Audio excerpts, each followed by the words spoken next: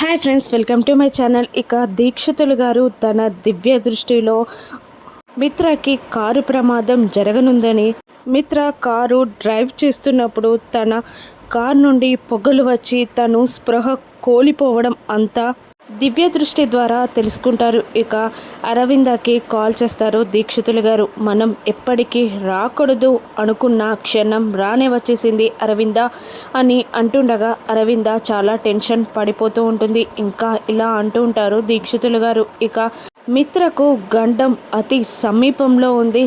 ఎట్టి పరిస్థితుల్లో కూడా మిత్రని కార్ డ్రైవ్ చేయనివ్వద్దు.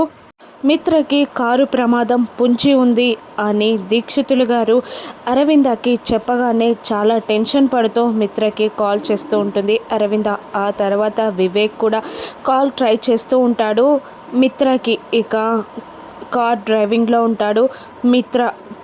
ఫోన్ సైలెంట్లో ఉండడంతో వివేక్ కాల్ చేస్తున్న విషయాన్ని కూడా మిత్ర గమనించడు. ఇక ఫోన్ లిఫ్ట్ చేయకపోవడంతో వివేక్, మనీష, దేవయాని, అరవింద అందరూ టెన్షన్ పడుతూ ఉంటారు. ఇక అరవింద వివేక్ని ఇలా అంటూ ఉంటుంది, ఇప్పుడు ఏం చేద్దాంరా వివేక్ అని అరుస్తూ ఉంటుంది అరవింద. ఇక మిత్రని ఆ కారు ప్రమాదం నుండి ఎవరు కాపాడనున్నారు? లక్ష్మి మిత్ర దగ్గరికి చేరి మిత్రాన్ని కారు ప్రమాదం నుండి కాపాడుతుందా? రాను ఎపిసోడ్స్లో చూద్దాం. Thank you for watching.